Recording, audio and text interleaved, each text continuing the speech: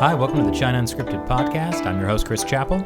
I'm Shelley Zhang. And I'm Matt Gnezda. And I just want to remind everyone, be sure to check us out on ChinaUnscripted.com and leave us a 5-star review on iTunes. It really helps the show out. So, joining us today is a good friend of the show, Ethan Gutmann. Ethan, please say hello and tell us a little bit about yourself. Hello. As I said, my name's Ethan Gutmann, and I'm a writer and investigative author on the organ harvesting issue in China, and have been for some years. You know, I think I just heard that Gutmann actually means good man. Do you think that describes you? That's the German interpretation of Gutmann. Is there another interpretation? Not really, actually. It's a German name, so we'll just leave it there. Okay. I think that's probably correct, and I do spell it with 2 N's, not with 2 T's, which makes it more like Buttman.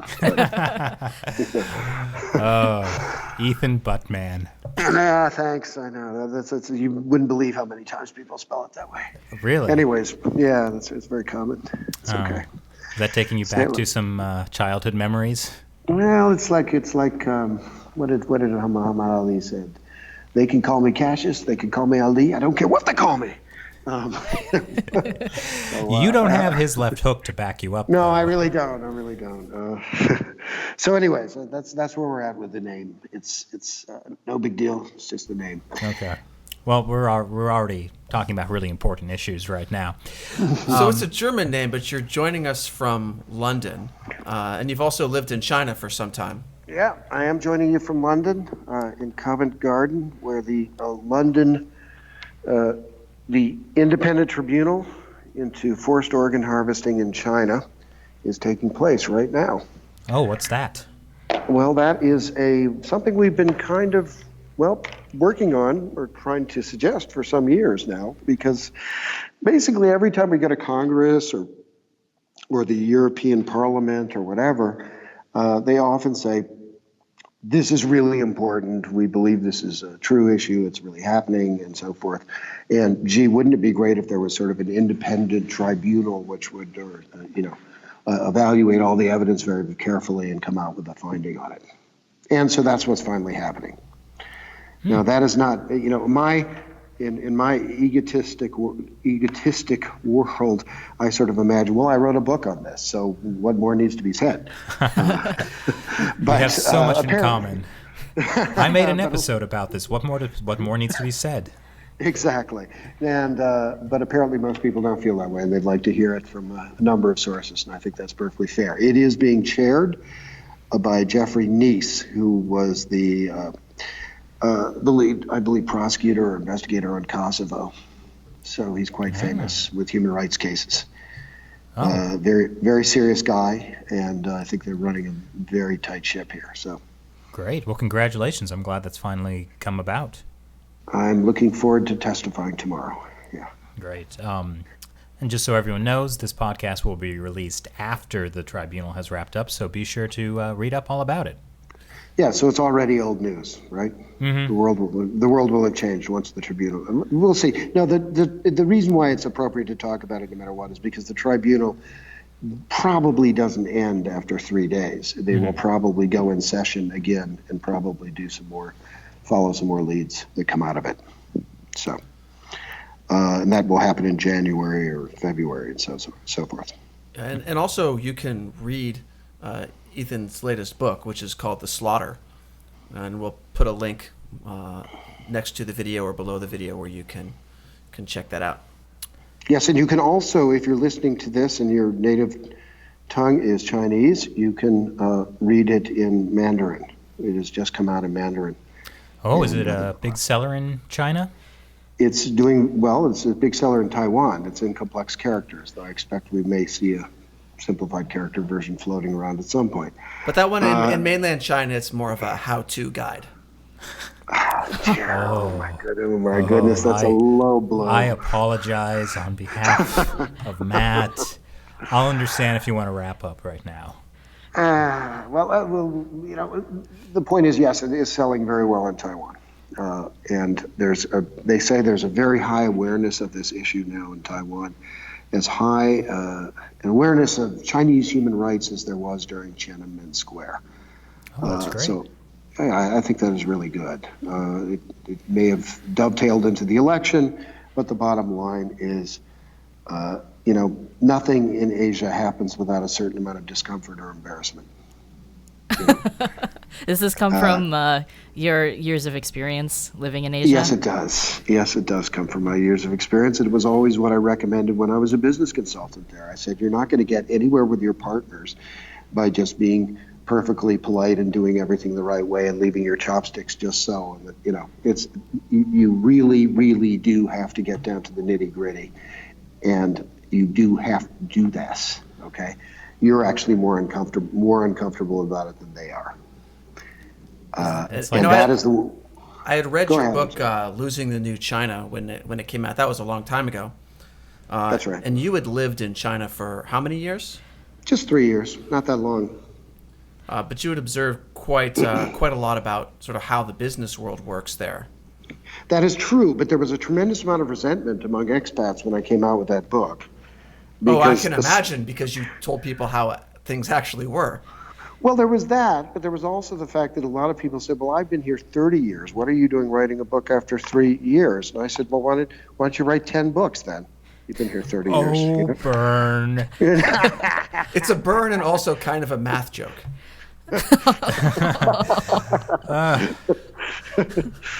Well, so first of all, that book was written in 2004, Losing the New China.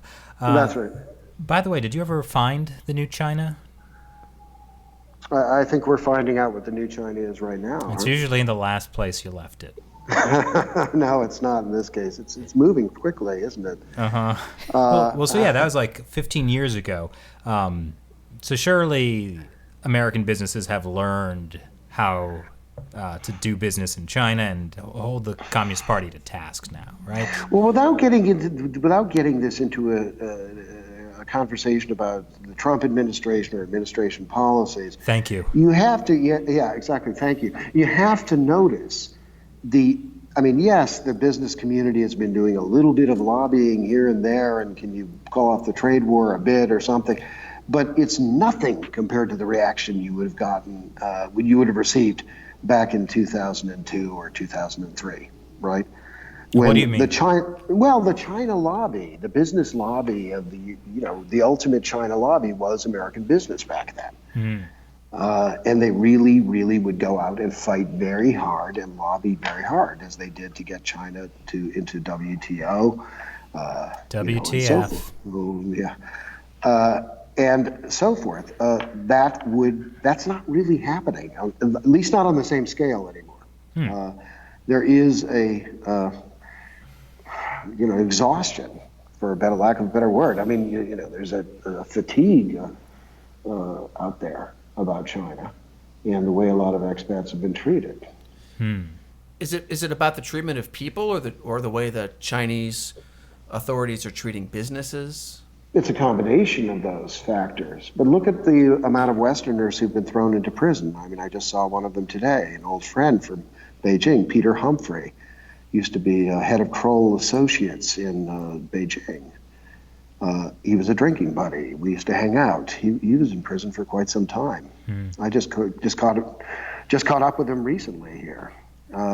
He's trying to get CCTV, China Central Television, shut down in England, because one of the things they did was show his forced confession on TV in England. Oh, yes. Wow. I was reading about that campaign. Yeah. It's a very compelling point. They really did this. And he's also talked about how they do it, right? And how they do a forced confession, exactly how it's as elaborate as, putting together a McDonald's hamburger for photography or something. Just as nutritious.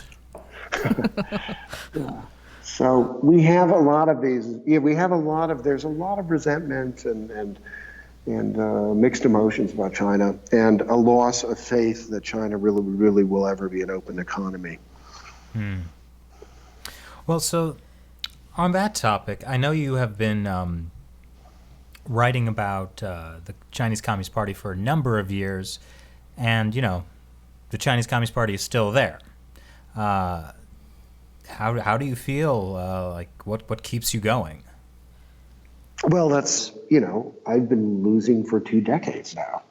It's like, come on, do I, play the game, enjoy the game? They can't get me off the chessboard, right? Don't hate that may the not player, hate the game. Well, I don't. The point is, it's like it's an endless series. Fighting China is an endless series of Dunkirk operations. That doesn't fill me with hope. Well, but ultimately, did Dunkirk you was see the movie? successful, It's a pretty very much. nice It was a movie. I only successful watched half of retreat. it. A successful retreat. Did it work out in that's the true. end? Yeah, did it work out in the end? Yeah, we beat them. Yeah, that's right. All those soldiers came back in Normandy and went to Berlin. Oh, nice. I'm looking forward to the sequel. I wonder if somebody is going to do something about that Nazi Germany. There was a movie about that. I think it was called Inglourious Bastards. We can't recommend it because it's rated R, and we have, I assume, younger viewers who... Anyways. So, here's a question. The Chinese Communist Party has persecuted a lot of groups. Which is your favorite? Of the groups? That's mean. I can't do that. That's like saying, who do you prefer in the Holocaust? Gypsies or Romanis. I mean, I can't do that. Oh, gypsies all the way. Gypsies, Romanis, Jews. I mean, I can't say one group is. Every group has their. You really want an answer? Every group has their advantages. With the Uyghurs, I can have a lot of drinks. There's nothing like talking strategy with nothing that compares with a Chinese practitioner, Falun Gong. Though they're drinking, you can't have a drink with them. But you can't eat pork with them. You can eat pork, indeed. And actually, you can eat pork with most Uyghur Muslims, too, which is one of the reasons why the Muslim community is not so...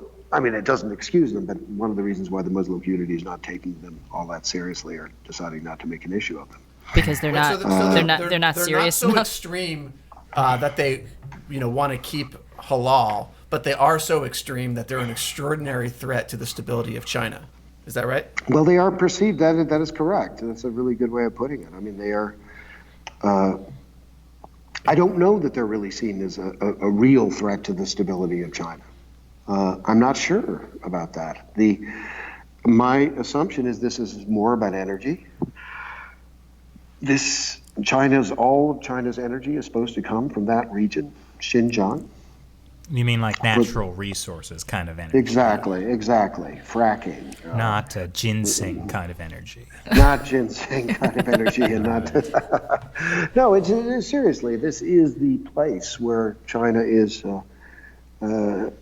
This is what they're depending on, and they see the Uyghurs as standing in the way. Yeah, it's critical for the Belt and Road Initiative. Absolutely, it's the jumping off point.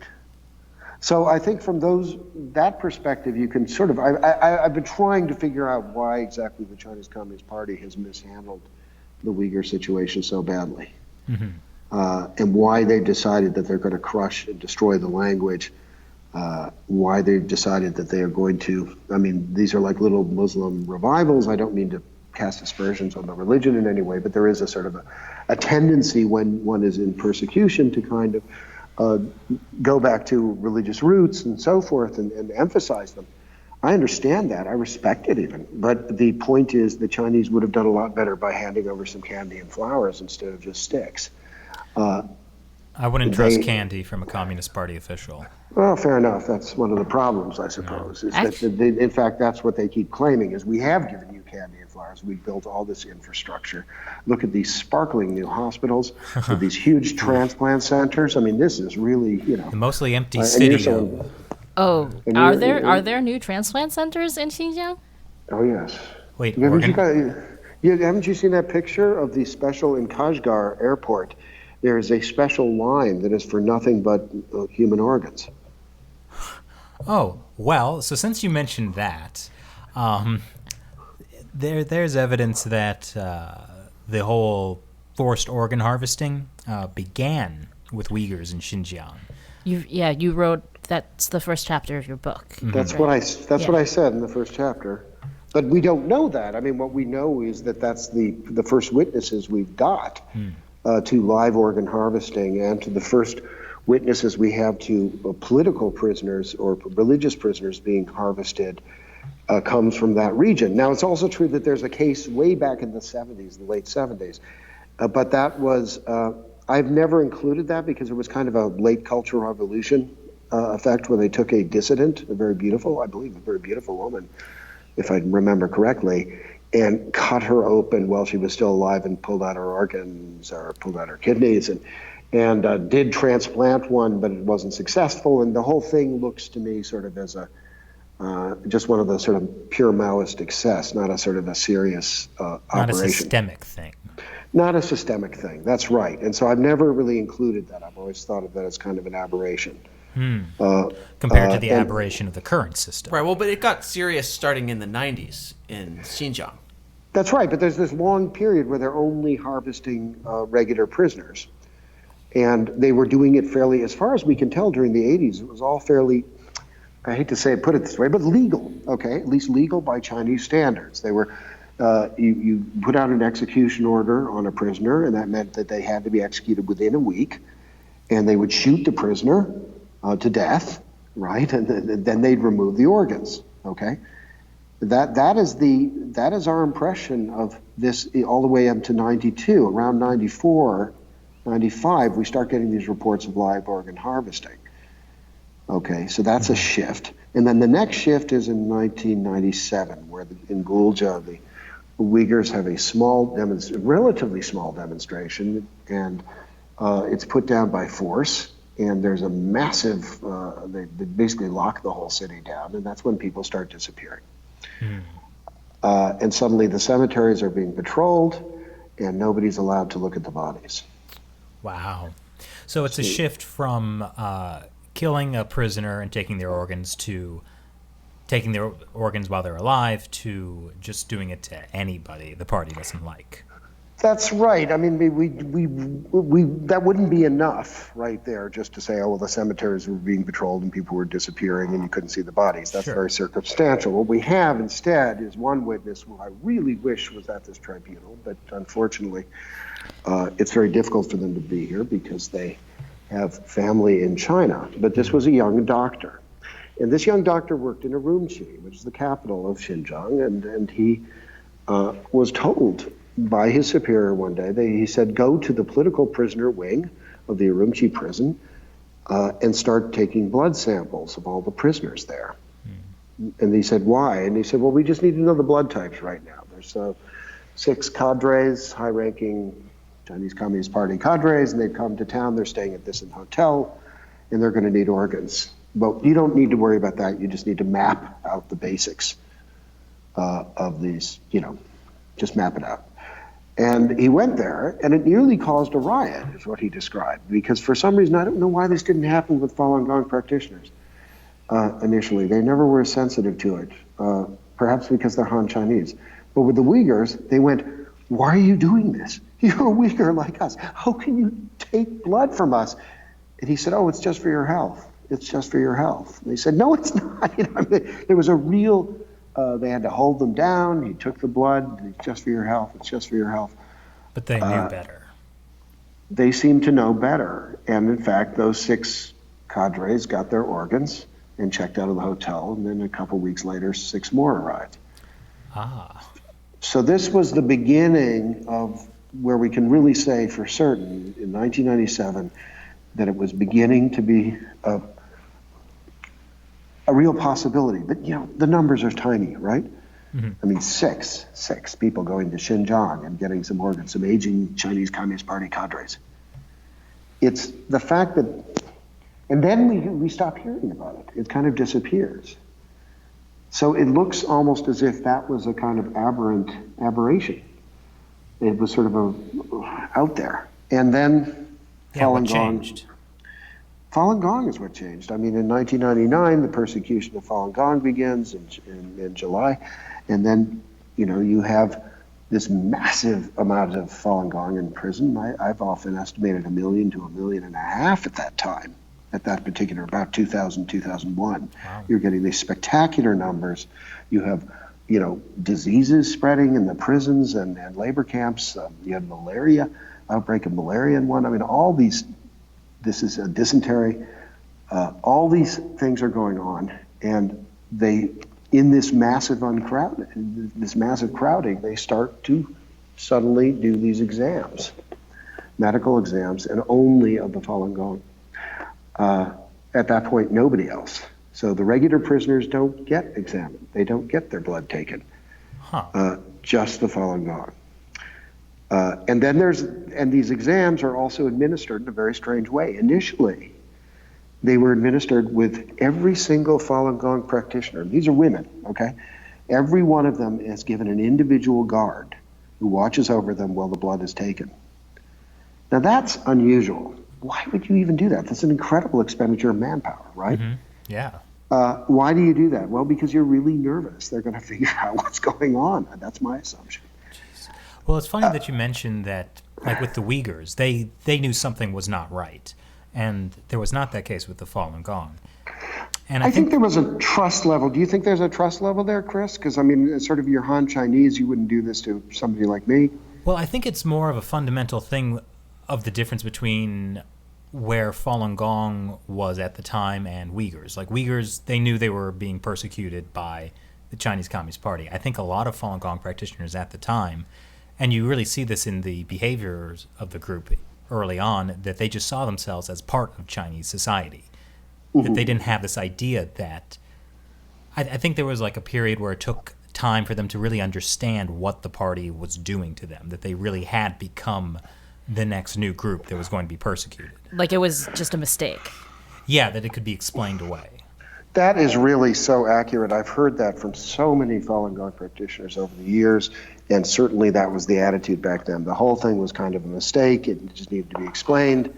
It was some sort of, they're in the middle, they've somehow gotten themselves caught in some factional fight. It'll all be over soon. That was the assumption. Mm-hmm. And the Uyghurs never had that kind of closeness to the Communist Party. They didn't have anything with the Communist Party, really.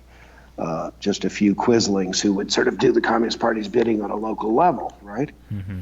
So I think that's very accurate. I think, and there was, it's interesting because one of, now that you mentioned that, one of the very first cases I ran across, first in terms of time, if you understand, so we're talking about late 2000, was a woman in Australia, a Falun Gong practitioner, very well-spoken, excellent English, kind of a high society girl, or how would I say it, sort of a princelingette, coming, sort of well-connected, it seemed, and terribly well-educated. And I sat there in some sunny cafe in Australia talking to her, and she mentioned this exam. And when she mentioned this exam, it was a textbook, retail organs only exam, yes? Mm-hmm. And it was textbook. And I said, well, I listened to it all and waited, and went through it all. And then I sort of said, do you think they were looking at your organs? And she said, oh, of course not. I was too important. I was important. Wow. And she didn't quite say it that way. She didn't say, I'm too important. I don't want to, misuse her words. But then they would not be doing that to her. No, not to her. No, not me. Wow. They wouldn't do that to me.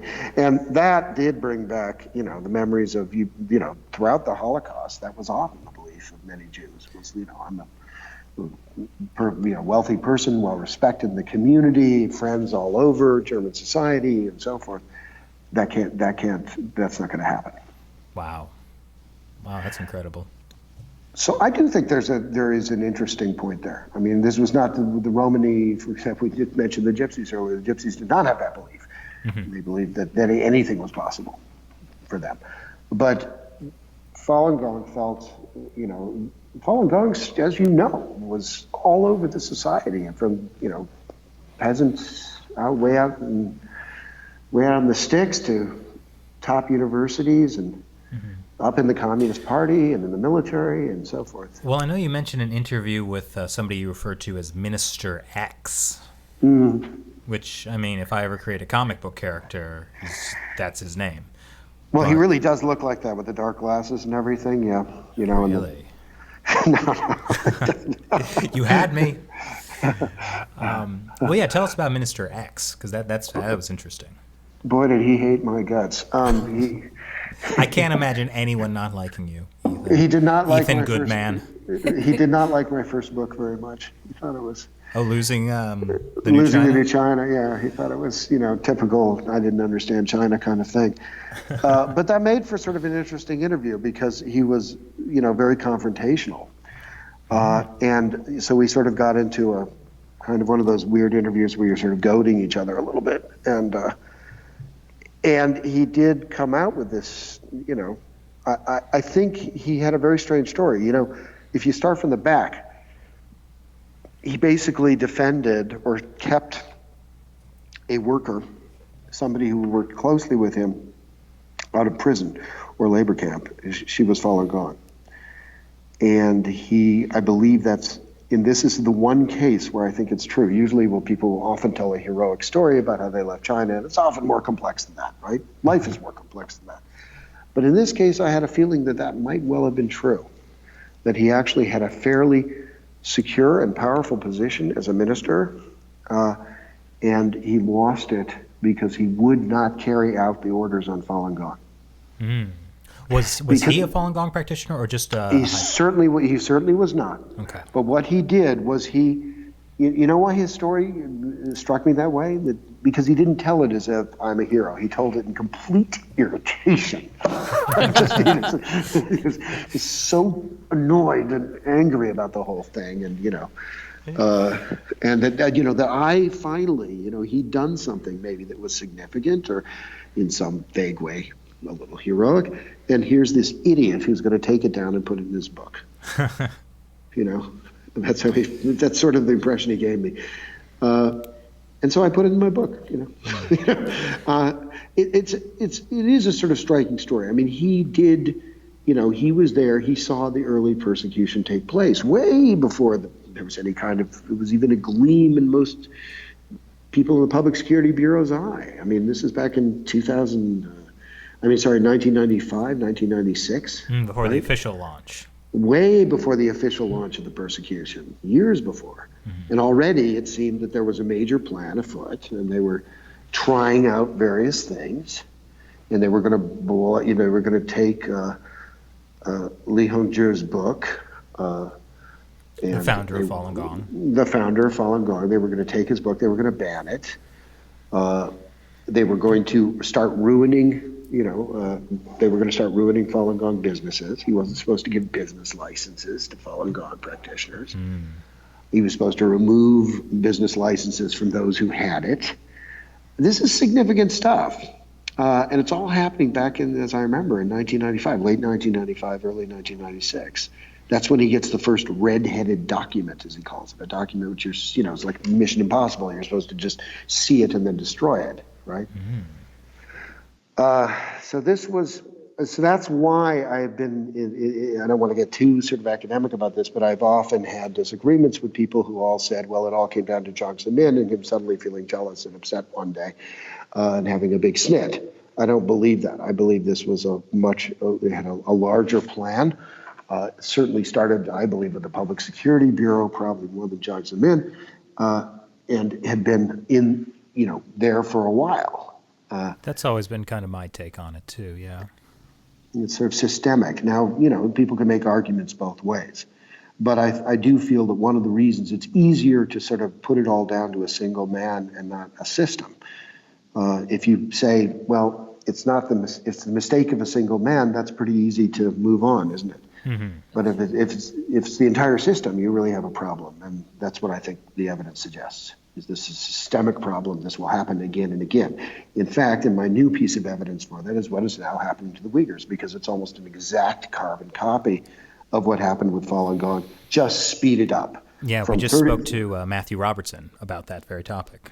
Yeah, that's right. So it's now speeded up from 33 RPM to 78. Okay. Improving their persecution technology. I think that's how Matt Robertson put it.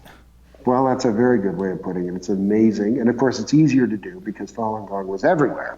And the Uyghurs are in a discrete area. So I think that's right. But at the same time, the speed which this has happened, that is, the people blood tested and DNA tested, That started 18 months ago, as far as we know, or 19 or 20 months ago, right? Then they, within that time, less than a year passes, and suddenly they've got 500,000 Uyghurs in labor camp, and now it appears that it's 1 million, if not more. What was the figure of Falun Gong? And according to me, at least, at any given time, it was about 500,000 to 1 million at any given time. That's how many Falun Gong you had incarcerated in one of the systems, right? Labor camp, black jails, long-term detention, mental hospitals, and so forth. So this is making people's heads spin, and it should. But it's also true that anybody who's looked at the Falun Gong situation can see how dangerous this is. I think not a lot of people looked at the Falun Gong situation, or at least there was some news about it in 1999 for a couple of years, and then when it pretty first much started. died out, the reporting on Falun Gong. The compassion fatigue with Falun Gong was really excessive. It's one of the stranger things in history. How quickly, how there just was complete loss of interest from most journalists. Now it's also, yeah. Well, I was going to say, even with the current persecution of the Uyghurs, like for me, I recognize that exact same thing, but a lot of people have sort of been like surprised at it. Like, where did this come from? Yeah, well, there is a tendency. I mean, let's not just make Falun Gong out to be the ultimate victim here. Look, there's a tendency to rediscover the wheel in all China reporting, okay? Mm-hmm. Every 3 years, you can practically set your watch by it. Maybe every 2 years, we go, oh my God, the Chinese have just taken all the Pentagon secrets or all of business's secrets or broken into all the human rights organizations in the world and stolen all their data. I mean, this happens every 2 years, right? Oh, yeah, it's been happening for the entire history of the Communist Party. Yeah, well, it's been happening. It's basically been happening ever since at least the internet became around, 1999 or so. Yeah. But the persecutions. The persecutions, yes, and that's another repetitive thing. And then, of course, even for organ harvesting, for years, the BBC would report organ harvesting of prisoners every 3 years. And they'd say British women are putting the collagen of executed prisoners on their faces every night as a beauty cream, and you could set your watch by it. Every 3 years, they'd come out with this story as if you've just forgotten about it and we just discovered it again. Now, I'm shocked to find gambling happening here. Exactly. So this was the first time. This year was the first time when the BBC finally reported, said the magic word, prisoners of conscience, and started reporting on Falun Gong and Uyghurs being harvested for their organs. And it was it's kind of one of those really, really belated breakthroughs. Okay. About time. Well, Sure. I mean, you had talked about how you interviewed a woman who had an organ exam, a Falun Gong woman who had an organ exam in 2000. Yeah. But I don't think I had ever heard of organ harvesting before 2006. 2006 is when I first heard about it. Yeah. And it was still like a very fringe topic. No, but I'm saying she was recounting events of 2000. Right, no, I didn't know about this. Right, Yeah. I'm just wondering, why it took 6 years for that to kind of break through. Well, there was a lot of one thing, and I don't mean to put it all, this is rotten, but I don't mean to put it all in the Falun Gong practitioner community, but there was a lot of denial about this issue. People were coming out of China, and one of the things Falun Gong did better than a lot of the other dissident groups was to debrief people very effectively. Okay, partly because they were worried about spies, people faking being a Falun Gong practitioner. Which is a actually common being a spy. tactic of the Communist Party. Absolutely. They give them a whole story about how they were tortured and the rest of it. And they can, and I've met one or two people who I'd say definitely were spies.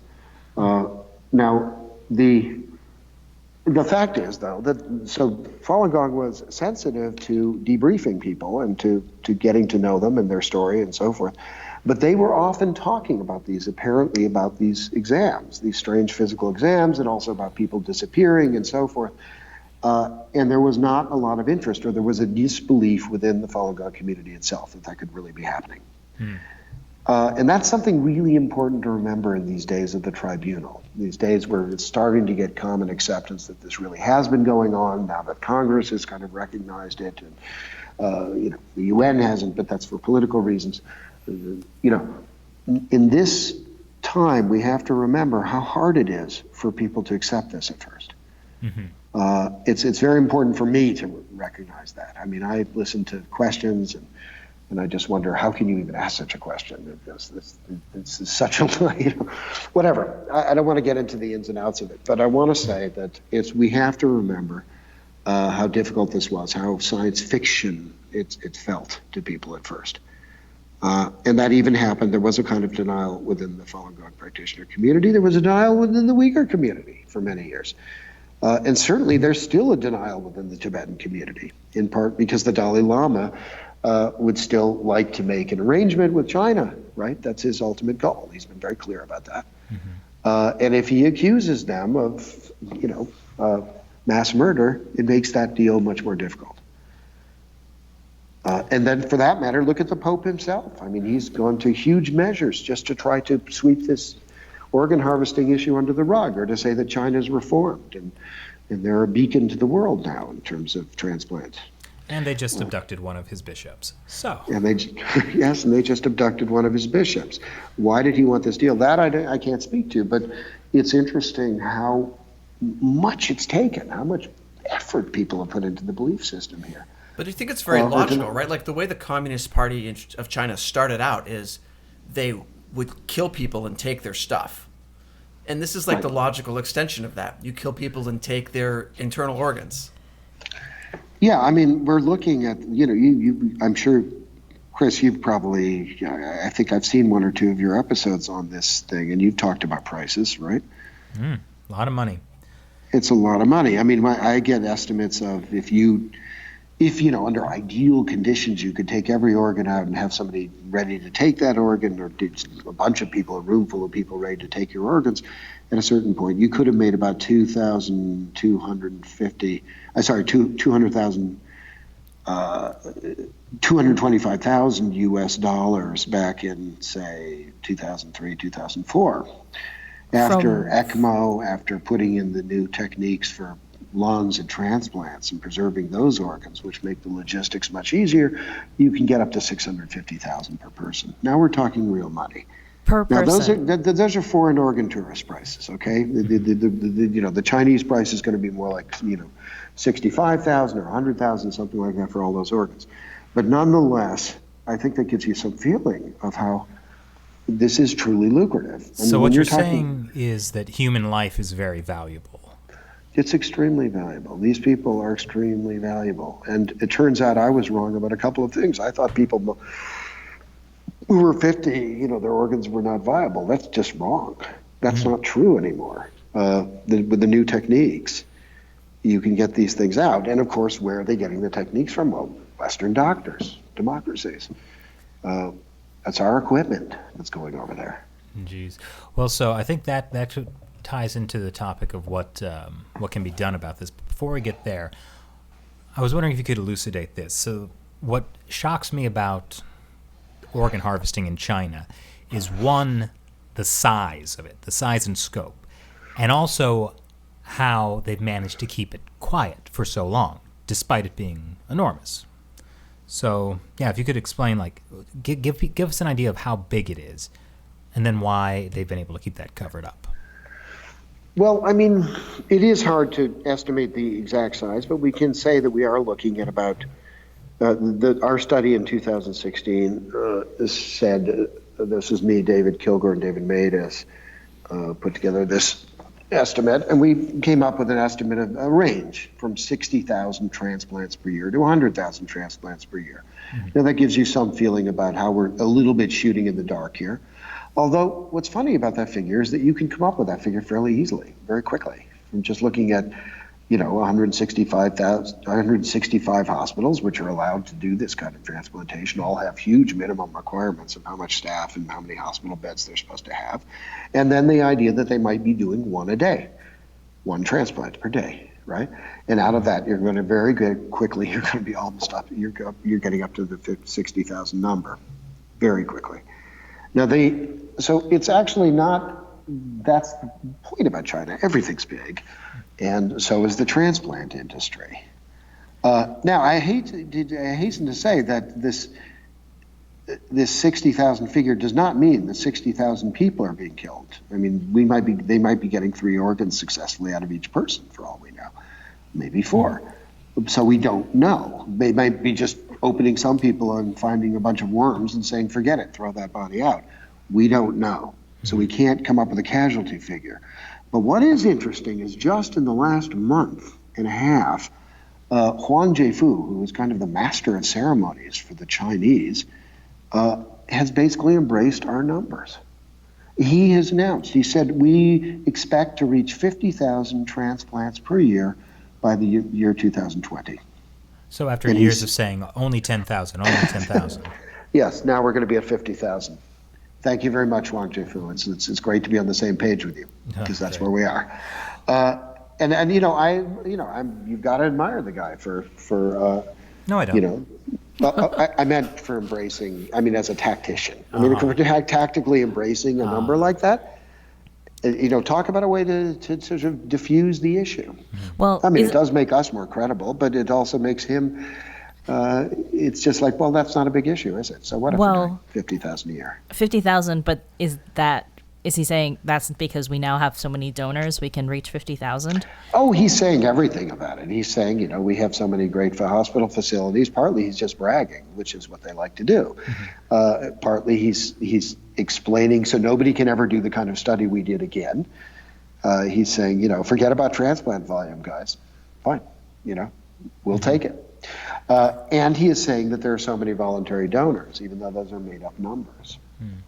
Well, also you mentioned, so you were talking about how if you assume these hospitals are just doing 1 organ transplant a day, that's not even including the fact that they have been building mega centers for organ transplantation, and that they've been building up the entire system.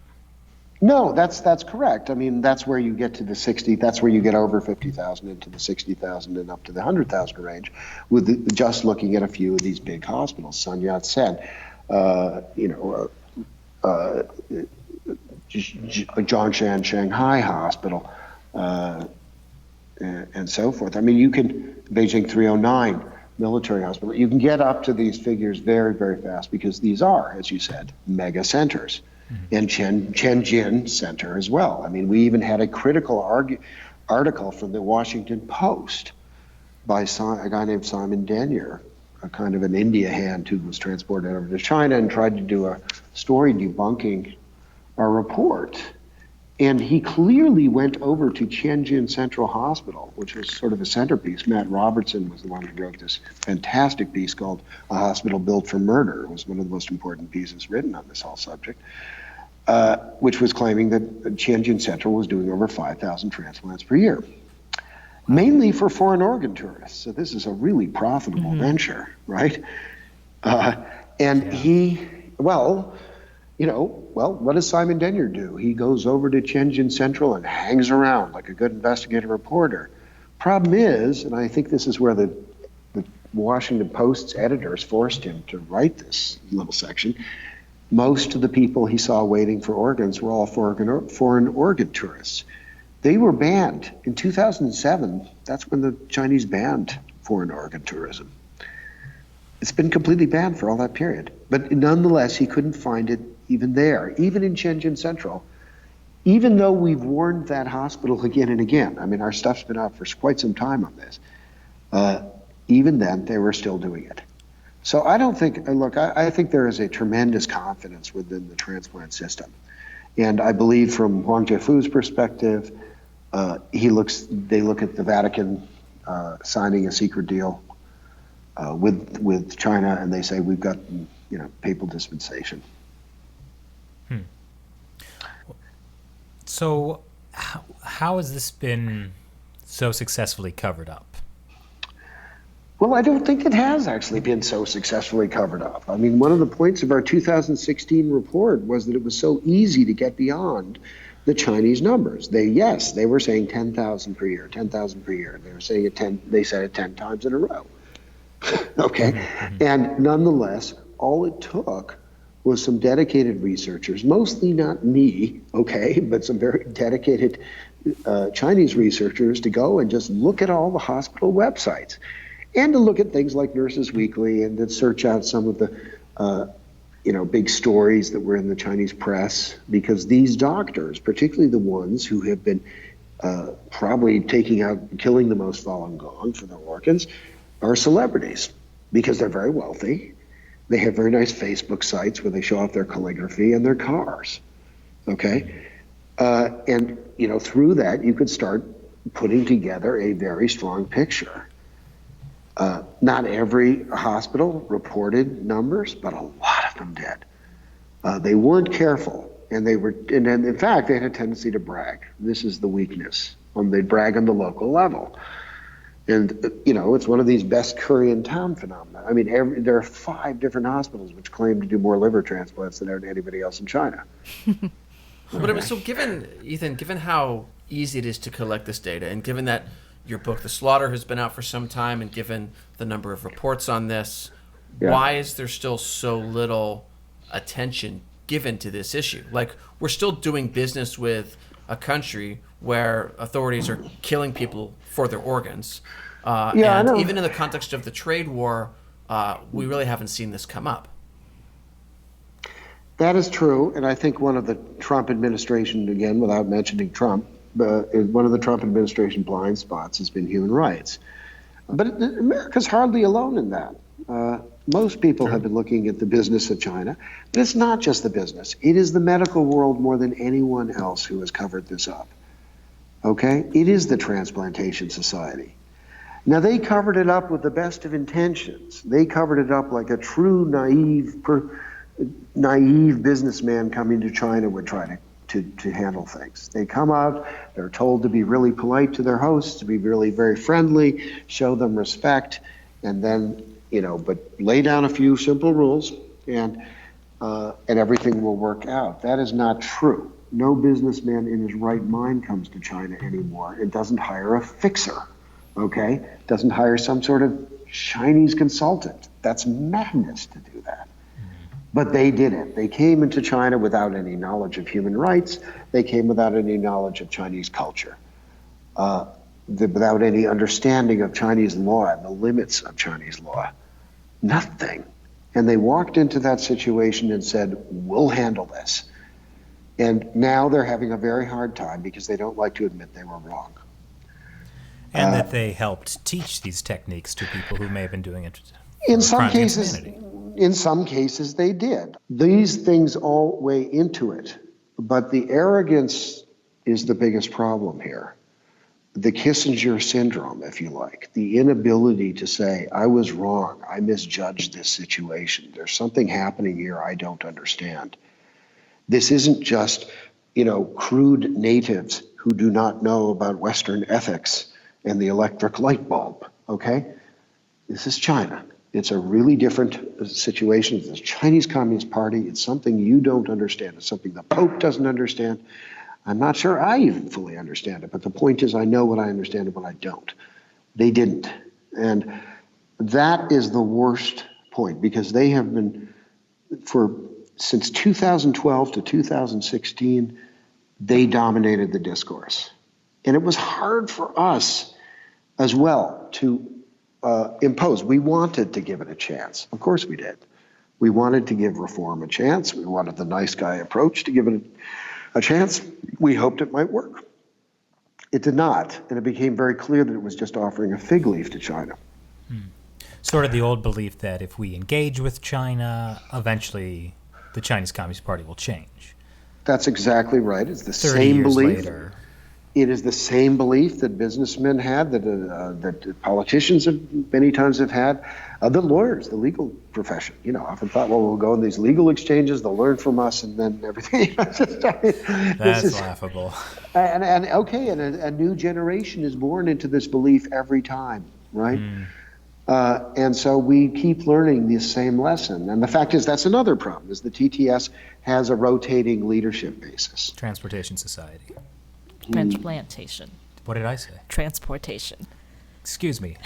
I'm trying to make it clear for the people listening, and I've just made everything worse. I really thought you were making a reference to the transportation. Well, believe me, riding the MTA is like pulling teeth, so that's only slightly different from pulling livers. Oh God! Oh gosh. Can't they speed up those escalators? Jeez, they used to go so nice and fast. Hey, in Taiwan, I was amazed at how slow the escalators were. You were? Ridiculous. Yeah. Oh, Offended. Well, I didn't usually. I tended to just run down the street most of the time in Taiwan. Hands in the air, screaming. That's right.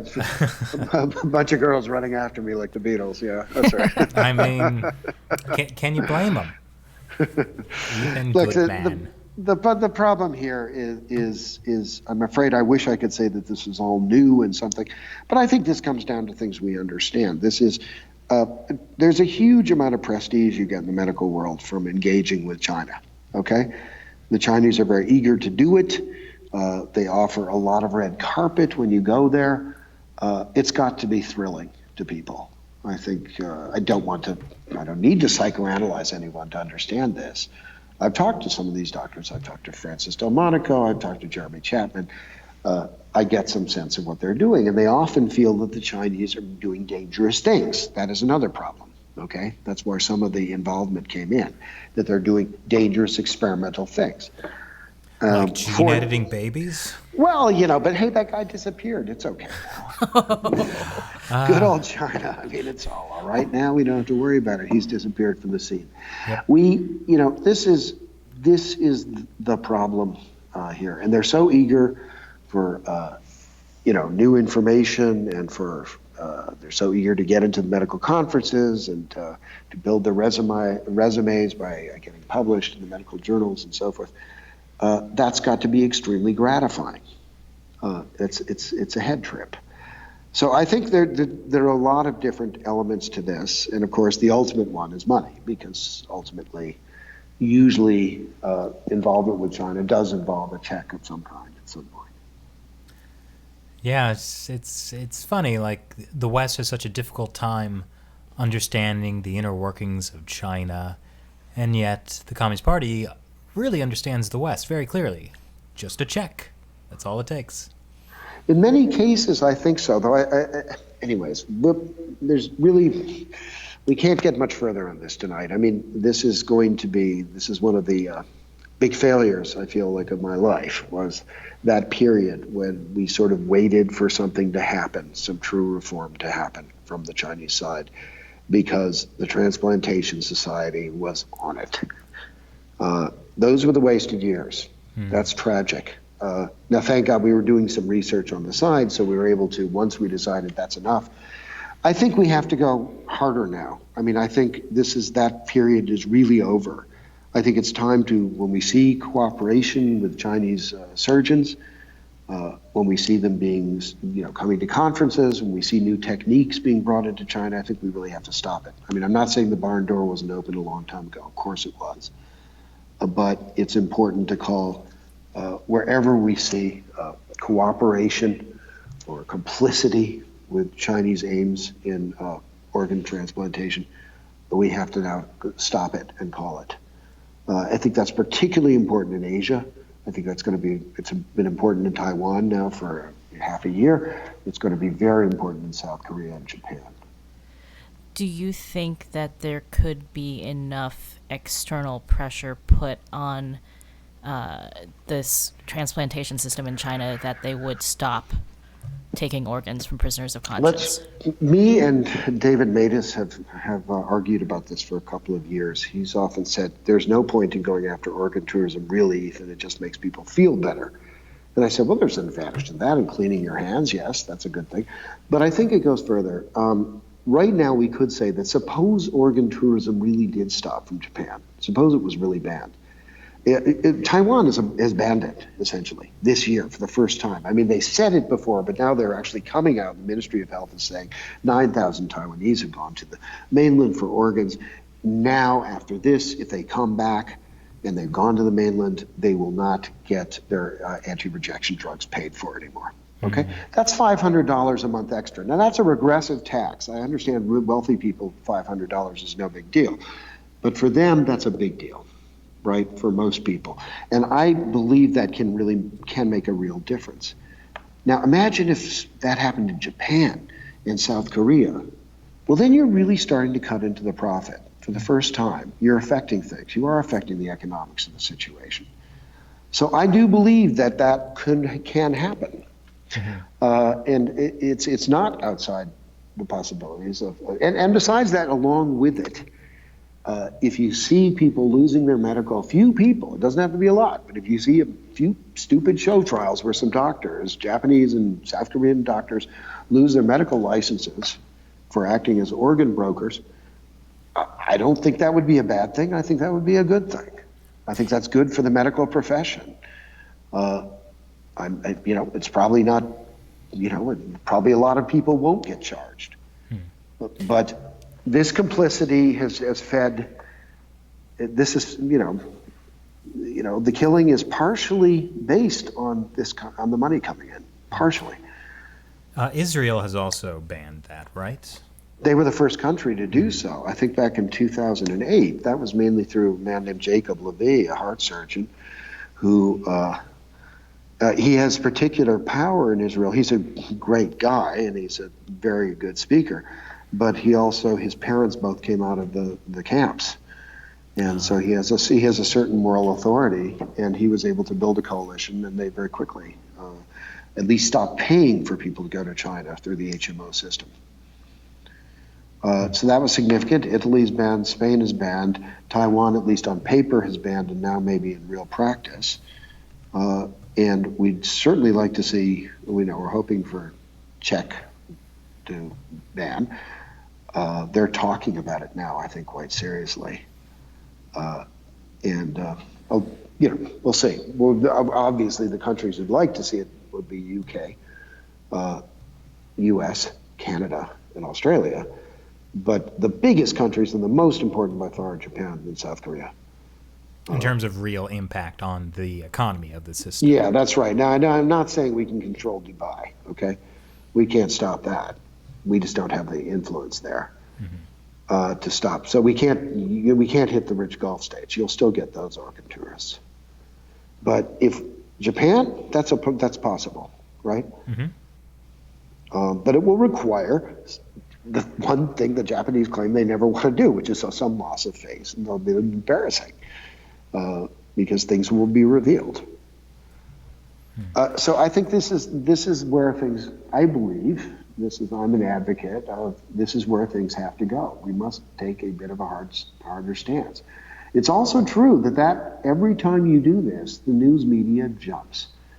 Okay? So anytime there's an actual connection to your country, one of your companies, one of your doctors, that's when things get interesting for the news media. And that increases the awareness of this organ harvesting problem, which is otherwise just these faraway people, right? Yeah. So I know that sounds cynical to use it that way, but I don't think it's cynical. I mean, I think we do play into these things, and we have for too many years. So that would be my argument going forward. I think we'll be seeing some interesting things developing. I don't think it's just drug companies and so forth. There are architectural firms involved in these kinds of things, big ones from the West, and I'll be trying to investigate that stuff over the next year. Great. Well, since we're getting probably a little short on time, one final question I'd like to ask is, this has kind of come up over the course of this discussion, just sort of this almost like karmic wheel where the same things keep happening again and again and again, and no one ever really does anything. And since you mentioned you've been doing this fight for so long and haven't necessarily seen it come to an end, how do you encourage the next generation to fight the good fight, to be a good man? I have seen that happen without me doing anything. I mean, if there's anything that reassures me, you said the magic words. Matt Robertson, he probably doesn't like to see himself as a young man compared to me, but he is. Okay, he is. He's a lot younger than me. And I'm not going to. I'm 60 years old. I'm not going to live that long. Whatever. I look at somebody like him, or really, somebody who's young and is really, speaks the language, has really got his chops in this thing. Yeah, that gives me a lot of faith for the future. I see young activists. I see people coming out with. I didn't think so highly of maybe the early films by what's his name? The guy who did Human Harvest. Help me out with his name here. Leon Lee. Oh, Leon Lee. But I haven't seen his recent film, Letter from Xinjiang, the one he did with Caleb Ford. But it's getting really good reviews, right? I saw it. Yeah, it's good. He's coming of age as a director. This is great. Okay, this is the stuff that I see. So I don't think it's a question of me saying that. I think the biggest inspiration I could be is if I can continue to do this, if I can make a living doing this. Doing this kind of work, I think that would be really helpful to everybody. It would show that there is a way to move forward. That's something I've had to think about over the past year. And over the past year, I was thinking about going in a different direction. My wife was saying, you've done this issue long enough. And then I woke up one day and said, why have I been doing this issue long enough? I haven't. They're still doing it. I want to get back in that fight. And that's where I'm at. And this is where I'm going to stay. As long as they're playing, I'm playing. If they want to, switch, if we're playing polo right now, they want to switch to badminton, okay, then maybe I'll quit. Okay. Okay. But right now, this is where it's at. This is the game. And I don't feel like I owe anybody anything anymore, but I want to be in this now. And I'm really happy to see people making this issue their own. I really am. Ethan, you truly are a good man. Well, thank you very much. You too, Chris. You're the best. Best on the podcast world right now. That's it. With a bullet. Okay. What does that mean? Oh, talent on loan from God. I don't know. What do you say in these cases? I don't know. Thank you so much for joining us today, Ethan. If somebody wanted to learn more about you or what you're doing or about organ harvesting, where should they go? End transplant abuse in China. It's just go to the website. This is the coalition that I'm a co-founder of it. It's really doing great work. There are other places to go as well. There are all kinds of local movements building on this thing, like, for example, Bristol Against Forced Organ Harvesting, which has been, on the front pages of the Bristol News, okay? But that's a big deal. And also you can look at my book, The Slaughter. It's a good read. It was, it came out in 2014. It's still getting translated into new languages all the time. I back it. Yeah, okay. So does Shelley. But get the Kindle edition, because it's the only way I make any money. Okay. Everyone buy the Kindle edition. Okay, not the used hardcover. No good. Okay, thank you very much. Cheers. All right, thank you for joining us. Okay. And for all you listening, don't forget to check us out on ChinaUnscripted.com. And again, leave us a positive review on iTunes. Once again, I'm Chris Chappell. I'm Shelley Zhang. And I'm Matt Ganejda. Talk to you next time.